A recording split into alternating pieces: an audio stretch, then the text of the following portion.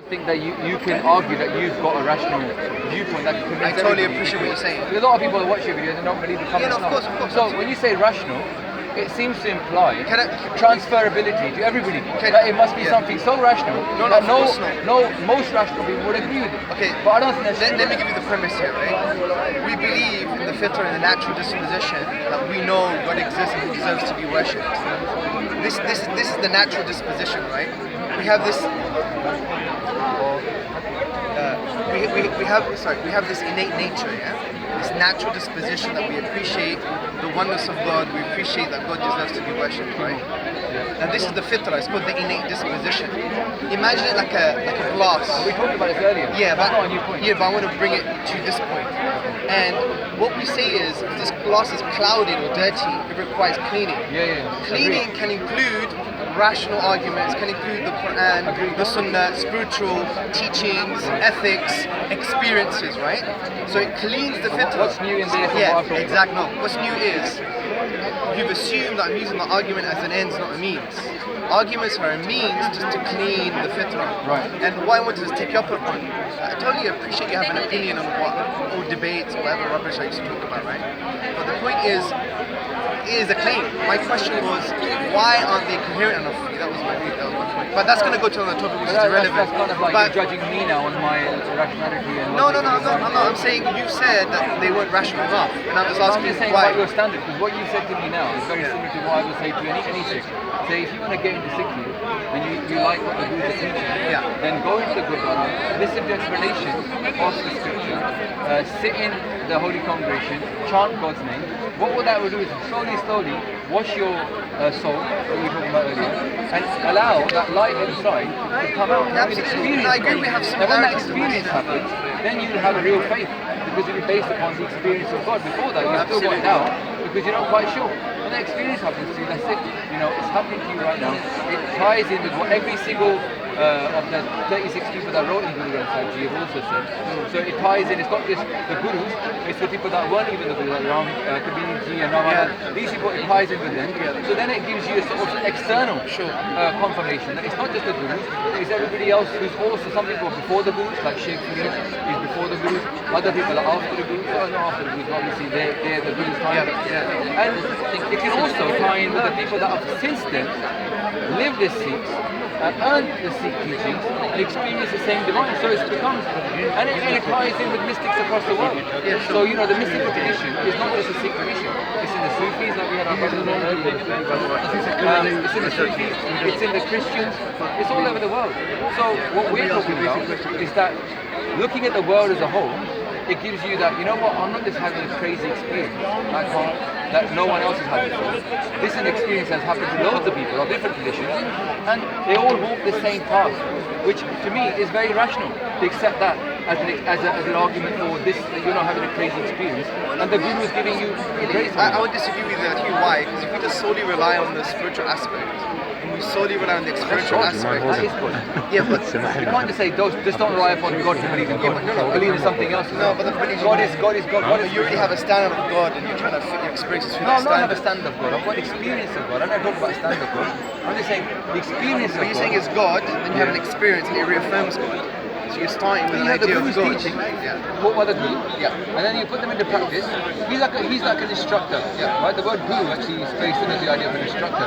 So he's got I people that appreciate are that you mentioned that before. So it doesn't really make much sense to say to me, I don't think it's fair that you believe in your gym teacher, because now after his teachings you've become fit and strong and now you've got faith in him. That's not fair. You looked at him first, you saw that he was fit, that's biased you, he was trying his way, and now you've tried it and you become fit and strong, and now you've got faith in it. That means that you decided what was fit first. Have you you're right in a way. I Have you decided. studied philosophy? You do know that. Oh, you have, yeah. Okay, good. Okay, good. So, I did this for a postgrad, right? And then what you would understand is that just because something works, it doesn't mean it's true.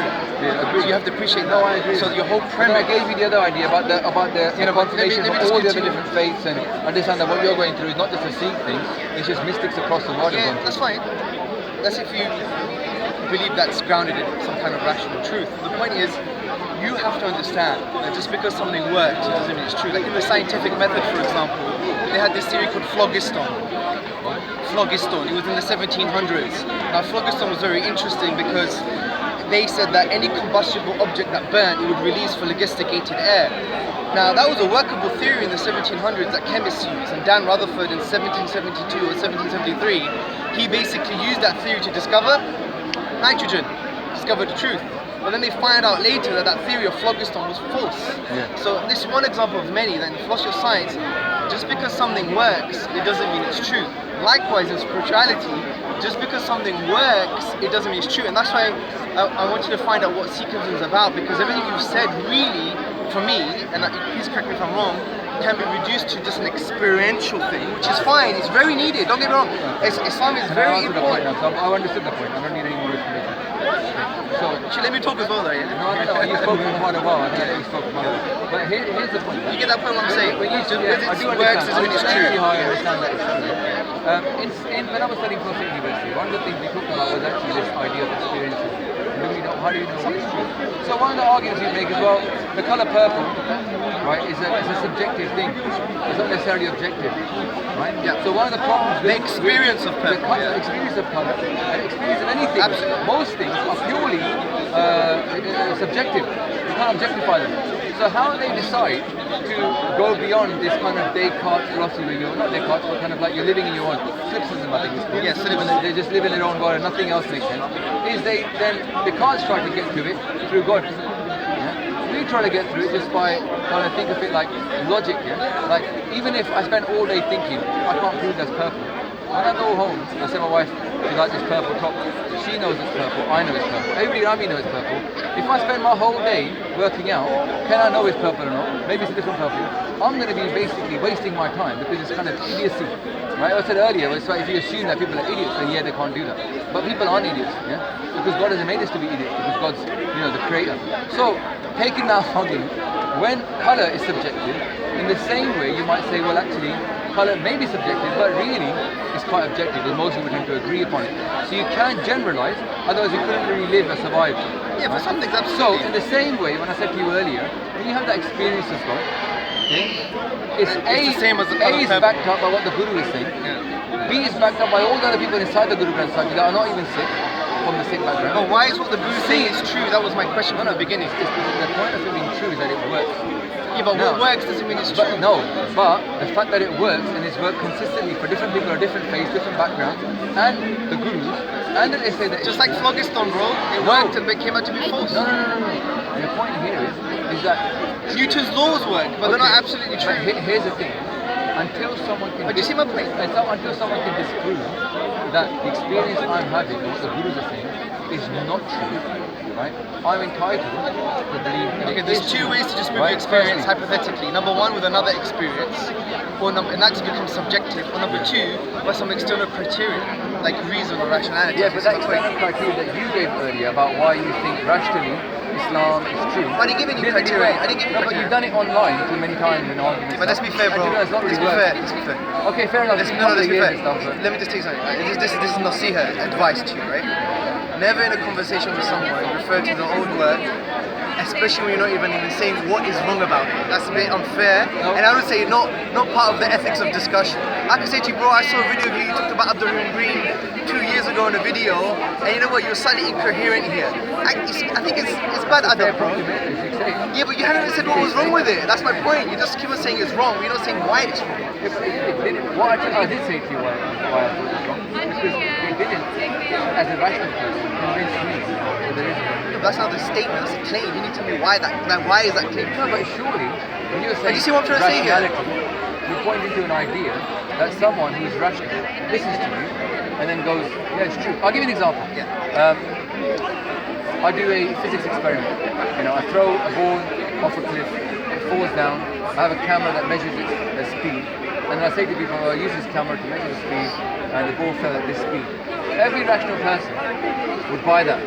Only an irrational person would say no. So the arguments you presented, I don't have to go to specifics of each one.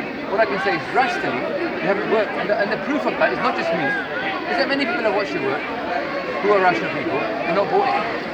Wait, I'm going to hold on to that right now. But let me give you the opposite. You're not Let me saying give you the why. opposite. Many people have become Muslim. Let me finish. Many people have found them rational. True. But the other thing is, So how is your claim? Here's my argument. How's it Many validate? people have understood this rationality argument I'm talking about, that the experience is not just subjective. By taking the idea of colour, you can take the objectivity, apply it across the board, and look at other people of different faiths and backgrounds. Actually say, oh, you know what, this makes a lot of sense. It's actually the truth, and it's not just purely. But listen, here's the point is, I haven't met a single person who's experienced the divine in the way that we just talked about. I met a guy earlier who was I don't know what he was. Well, you've met me. Oh, anyway, but I don't know if you've had that experience. We Sikh. haven't talked about that experience of what you've experienced. Yeah. But this guy talked about his experience with God. I talked about There's my millions of experience. people. The point is, when he was agreeing with everything I'm talking about, because rationally it made sense to him. Right. But the rationality comes from that lens of that spirituality. Sure. Any rationality. I'm not denying that. For me, I'm with you 100% on the spirituality issue, right? When I'm trying to deconstruct, like the Sufi brothers. Yeah, they're absolutely. spiritual. Absolutely. They agree with us. Absolutely. Right. So well, I don't disagree with you about the innate nature and about spirituality and ethics and connecting with the divine. I'm with you here, right? Yeah. My only issue is the how you connect with the divine according to your tradition. Because you said you can't equate the experience of purple and knowing it's purple with a tradition that requires a whole set of teachings and experiences to understand its truth. Because purple you understand without any of those. I'm losing you to that. Okay. I don't know if you're going too philosophical, but okay. it's hard to understand. Is this blue?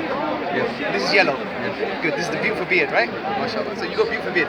So we know it's a beard, it's blue, and it's yellow. Yeah. I don't need a set of intermediate experiences to understand that. Yeah. I don't need a whole philosophy, a theology to understand that, right? So it's you're falsely equating two things here. You can't equate. Let me explain that. You can't equate the feeling of purple, the understanding that those are white trainers, with the fact that the Buddhist teachings are absolutely true. You were just said before, you need a bunch of experiences, you need the Buddhist teachings. So for me, you can't equate those two things as the same. Does that make sense? Okay. I said to you earlier. For me, I'm just saying a lot of the things that you're saying are nice, they're fluffy, but they're very incoherent. Okay, no, they're not. I'll explain to you one. Yeah, sure. You could be sitting in a dark room and you don't know about colours. Yes. Right? Because like I said to you earlier, God is not something that it's like the Frank Jackson experiment. I don't know who this guy is, but I'm making it up. Right? So you said you studied philosophy. Yeah, but I don't know who that guy is. Okay. Do you understand that? Yeah. Okay. Let's get back to it. So we're sitting in a dark room because like Plato was talking about the people in the cave, they don't Absolutely. understand. Right? So most people are unaware of God. Most people are totally separate from God. Yes. So a person separate from God is very similar to someone sitting in a dark room. Right? Now, when they're in this dark room, you're trying to explain to them colour. They're like, so black and heavy. You have to experience colour. Yeah. So the person says, you can give me all this philosophy, mate, but I'm not going to believe in it until I see colour. Right? That doesn't mean that person is wrong for having trusted you that there is colour because you've just come in from outside and told them from outside. They might have a doubt in your mind, in their mind that, oh, is there colour or not? Is this guy just pulling it? You know, on me, it's always been dark while I've been around. But they said, you know what, I'll give you proof. Why don't you hold my hand, cover me through that door, and I'll take you into colour, and you see colour. Now, it would not be fair to say that person is irrational to choose to follow that person. Agreed? It wouldn't be irrational. It would be a rational thing to say, you know what, why not try it? If that person, you've known them for a long time, they looked after you, they took care of you, they were very trustworthy, you would say, let's go for it, let's try it. And then you go outside and voila, you see colour. And not only do you see colour, you see a whole bunch of other people walking around who also see colour. And they all agree that that is purple, and that is yellow jumper, and that's a hoodie, and that's a nice beard. Yes. They all agree with you. So suddenly you think, hallelujah, it must be true. And that would not be an irrational person. No, I agree. Well, there you go. But that's a solely experience. And what we talking about in the beginning? No, but you just said something else. You have to remind what you said. You said you can experience any of the Buddha's teachings. So coming back to my original question that you tried to answer was, how do you rationally ground the Buddha's teachings? No, could you separate Buddha's teachings that from weird experience? argument, the 40... No. Are we doing some circular kind of thing going on here? No. It feels like we're just going round. Allow the ad hominems there. I'm not cussing Honestly. you. Allow the cusses, right? Let's keep the other. No, but you're known to be a nice guy. I'm trying to be nice. And a bad guy like me, I don't want to shame you. I'm supposed to be the bad guy, right? I'm not a nice guy. But You are a nice guy. No, I'm trying. What I'm trying to be a you nice guy. I'm trying to listen to you. Did you? No, I'll explain something I thought made sense to most people. No, But you just gone back and I just said it makes sense. No, it makes sense, but I'm trying to see how it makes sense within everything that you've said. So what you're saying is, But you agree that guy was rational? he's rational to a degree. But Right. if So I'm the guy in the dark room. I'm the guy in the dark room. okay, but if that guy right? told you, therefore, there is no gravity after that, you're not going to trust him, right? But the Exactly. doesn't say anything lies to But that's my point. My point is, for someone who doesn't accept Islam, right, is someone, he may know what colors look like, but it's like taking the guy at the dark room saying that's purple, and then the guy's trusting him because saying it's purple, but then it's saying, look at the horizon, the earth is flat. So just because I'm Just trusting... because someone doesn't believe in Islam, then you're saying they're equivalent to somebody who could get told a lie later on, but they're not sure. They could never work out No, if it's true. sorry, you're misunderstanding what I'm saying. What I'm trying to say is, you can trust someone. Like if you're in the dark room of your life and they're taking you out and saying, look at colour, and this is the colour purple, And it's you can worked. trust them. But you can't just trust but that one can person. you Fine. It's that what I talked about earlier, the rationality. It's not just Yes, one but then person. can you trust him if he tells you something that is irrational? That's my point. It's a good question. The question, And that's what I've been trying to get at all along. All right. Because So- you distinguish between the experiences and the Guru's teachings. Let me go into something. You remember that 70-30% thing that you mentioned about? Okay. And I've asked, can you ground the Guru's teachings as evidence? And you can't rely on experiences because you've disconnected them. So therefore, what is the evidence for the Guru's teachings? And you've spent quite a long time not doing that. Just keep on talking about experiences, which is a secular argument. Let's say, for example, somebody comes into Sikhism who's not from a Sikh background or an Indian background, Yeah. or they're white. They come in, they meditate, they start experiencing God, right? And they believe in the Guru's experience about God. They buy that. They're cool. But then they've never heard about reincarnation. They've got this philosophy. They think, I don't know if I can believe this. Yeah. I have no proof of this or whatever. Right? So fair enough. Now, the Guru says that Sikhi is about enlightenment. So it's not just one door when you open and you see colour. There's a whole bunch of other things that are going to happen after as you go through more and more doors of enlightenment. A bit like, And how do you know that's true? as you go through the cave analogy, right? You're coming out and out, and you're expanding your horizons and your doors of perception. Yeah. So initially you might say, well, I'm not sure if reincarnation is true. However, based on what the Guru has told me so far, I haven't experienced it, but I believe what he said so far. And I believe in the morals of the Guru so far. So what I'm going to do is I'm going to reserve judgment on whether it's true or not. I'm going to trust it. But the Guru does say it's possible for you to keep growing spiritually to the point where you can experience your previous life. When you have that experience of your previous life, voila.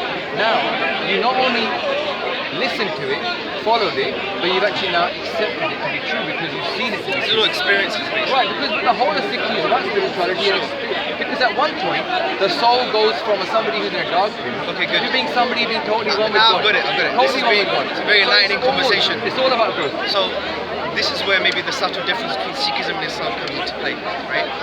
Where Islam, from that point of view, has the whole concept of the fitra, the innate disposition, ibadah, worship, which means to love God, to know God, to obey God, and to single all acts of worship to Him alone. We have this kind of profound kind of theo-philosophy, if you like, or this idea, concept, reality of the oneness of God, affirming His oneness, tawheed, in His names and attributes, in His singularity. Give me some differences so far. Yeah, I'm connecting with you, man. So, I think the differences here is that no matter where you go with your experiences, there's always going to be this very base grounding. Call it rationality, call it innate truth. Yeah, I'm going to tell you what it is. No, I'm not. I don't want you to say that.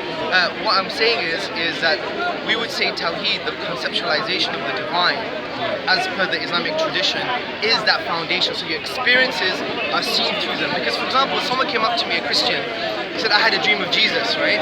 And a Jew could come up to me and say, I had a dream of Moses. And a Buddhist said, I had a dream of Buddha. Now, as a human being, I'm not going to deny his experiences. I mean, that's evil, right? Because you deny them. You deny your relationship now, right? What I do, though, and I try to do it in the most compassionate way, I say, look, the way to really understand your experiences is to understand the filter, the lenses that you use to see your experiences, right? So what I do then, I go to those filters and lenses. And that's very critical. Because many people have different experiences, but they have different truths. And that's fundamental, right? So how do you reconcile that? You yourself. So what I would say, who's saying I had Buddha, other guys saying I had met Jesus, how do you as an individual, I would just teach him, that actually in your heart, I'll ask a simple question, Yeah. in your heart do you think that the dream was was purely in their mind, but there's no other link to it. There's no external. No. We believe that Do you believe Buddha is around? there are three types of dreams. There are three types of dreams, for example. One type of dream is from the divine, one is based on musings and thoughts, and one is from basically the kind of negative realm, the satanic realities, right? Yeah, shaitan. So from that point of view, we do appreciate that dreams have a basis, but what I'm saying here is, how do you get them to see the experiences via the lenses of truth? And that's you've already decided. well, exactly. But then that's I've got a lens of truth as well for me, the guru. So what I'm asking you now. No, you're missing the point. Let me finish my point. Simple question. Tell me how you see it. Let me finish my point. Answer your question. My point here is, since you understand that people have experiences and you can filter them through different lenses, what you've solely given to me at the moment is just experiences, right? You haven't shown to me why your filters or lenses are true. And that's my point. Because I could talk about any form of spirituality and make it coherent because it's within that paradigm. What I'm saying to you, let's step out of the paradigm, right? Let's step out of the paradigm. We have certain lenses that you're viewing your narratives, your spiritual discourse, whatever you want to call it. And I'm saying what Islam does for me, and obviously we can't discuss this today, we'll take some time, that it gives me those filters. That's my point. The right filters. You've chosen a filter that makes sense to you. Absolutely. But that's a personal thing. There's often the case that few people in certain situations Yeah, I agree. have the same But I just mentioned this to show the difference between Islam and Sikhism. Few people that sit there have the same rational argument. One could agree, one could disagree. Right? So in which case, it's still subjective. So I don't know why you're so excited about that rationality being separate from the different stuff that already exists. The lenses. Okay, there are two levels. There are few. Is that argument all comes back to subjectivity? No, there are a few levels here. For example, I exist, right? You exist. But it wouldn't always exist. We exist at the moment, so there are some foundational truths that we agree on. But if I said to you, what's your idea of, for example, panspermia? Yeah, what is that exactly? But that has its own coherent argument provides a scientific explanation. It might not have any further evidence, but it's an argument that's coherent. And you don't have to accept that, but it's still based on some rational criteria. Although we still agree on the rational basis of me existing, you still may not disagree with other rational truths. So it's not like, oh, let's throw the baby out with the bathwater. So what I'm talking about is some foundational truths. Does that make sense? Yeah, it does make sense. There's a big hole, I feel, in this whole thing, the kind of elements being known. That I'm not trying to give something objective to anyone to say that this is the objective way and it's now totally prove it. So you're saying anybody. So your 100%. answer to your answer to my original question was there's no objectivity behind the view. I'm saying that life ultimately is subjective, and in a minute where you actually agree with me, that even logical arguments, that are very irrational, are still taken subjectively. What I'm trying to say is, when we see any kind of argument, now the thing is, we're sitting in this crowd here, could be many other people listening to it, right? It could be Sikh or not Sikh, and there's been situations where, for example, I've had debates with other people, where the argument that I'm making has seemed rational to those people. But on the other side, you've had people that have said that my argument makes no sense. Maybe they're irrational. Well, the question here is, I'm not here to judge that person's rationality. What I'm saying is, as a general rule, you can't assume that just because one person sees something rational, I agree with that, but that becomes then a general rule for everybody. No, I agree. I don't disagree with that. Ultimately, anything you present right now to say there's a rational argument for Islam will ultimately be subjective because some people might not buy it. No, you're missing the point because people's experiences are not a yardstick to understand what is subjective. Even people's understanding of logic isn't a yardstick. Yeah, but you because some people don't understand it properly. My example, which makes sense to them, but it doesn't make sense. I think you're misunderstanding my example. My example of understanding that me and you exist at the moment, but we may rationally disagree with panspermia or some other theory or whatever it is, yeah, goes to show that yes, you're right to a certain degree that rational argumentation can lead to subjectivity or it can lead to stem from subjectivity. Yeah, it can. But my point is there is some foundational truths out there. Just like you exist and I exist. Earlier on, you came from the point of the prism. And they awaken. You said the rational argument, the prism that you see the world through is from Tawheed, the belief in one God. Yes. Both of us have that. Both of us have that. But we have a very Well, different it depends what you mean by Tawheed. Well, we believe in the one creator. So it depends what you mean by Tawheed. Alright, well, why don't you enlighten me? What's your version of no, oneness? no, oneness is Okay, well, is the only truth. Sorry, can I do this? So the one creator who created, sustains and destroys, only ruler, only being of any power that gives its power to everything else.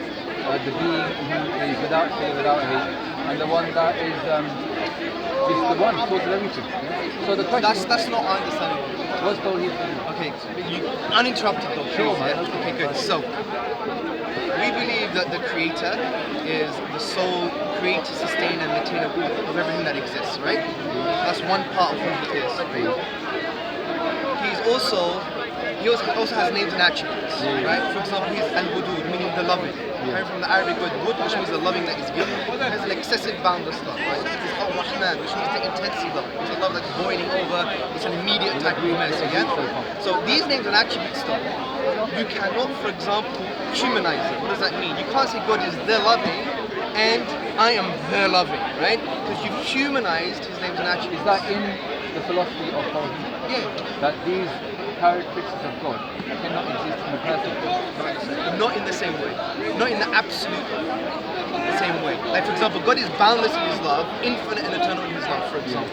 Right. And he's the loving. I could be loving, but I can't be the loving. I'm not the divine, right? At a human level, Yeah, at of a course. human Of course I level, can you be could be the loving. most loving person in the world. Absolutely. But obviously you're restricted from the life you've got 80 days. I'm contingent. You can't love everybody because you don't know everybody. I'm You're just contingent. living where you are Right. in London. We're full of limitations. Right? I'm contingent. My body, size, So, space, but in experience. a limited way, human beings could become God-like. What you're saying, it's a dream. But We unlimited can be way. righteous, absolutely. Yeah, absolutely. We want to manifest those names and attributes, not in a divine way, in a human way, right? So that's good. So we're But we agreed can't- so far. What's the? Yeah, I have finished. Quite. That's what I'm going from. Yeah. So we have his names and attributes that you can't deify, right? You can't deify me, right? Yeah, you can. And you can't. Therefore, you can't humanize his names and attributes by saying God is the loving and I am the loving. And at the same time, you can't deify a limited creature like myself. You can't say Hamza. Is that part of the Tawheed? Yeah, Hamza's love. Where is it written down? First, let me describe it and I'll give you everything, yeah? You can't say Hamza's love is like God's love, right? You can't deify him. That's deification. So there's no humanization, there's no deification. Does that make sense so far? Okay. Good. And then the other aspect is what you call his tawheed of divinity, the oneness of his divinity. And this is maybe where we may disagree. But we would say that the divine, he is the one only worthy of worship. What does worship mean? To love God, to know God, to obey him, and to send all acts of worship to him alone. So what we're saying is that there's no intermediary in that worship in any shape or form, right? So grace comes only from God. Forgiveness comes only from God. Mercy comes only from God. There are no intermediaries from that point of view. If you want to connect with God, we don't say there is a word or a book or Jesus. What we say is you connect straight to the divine. So this is what it means. I'm sure you can rely on it. I just said let's be nice. I I said, you've talked for a long time. Maybe 85% of our 70. You just need to let me. You just need to let me finish. Yeah. So the final part was and listening with the intent to understand. Right? Just looking around and speaking. I'm trying to give you my full attention. So the oneness of his divinity, the singular relaxation. So those are the three main aspects of Tawheed, affirming his oneness.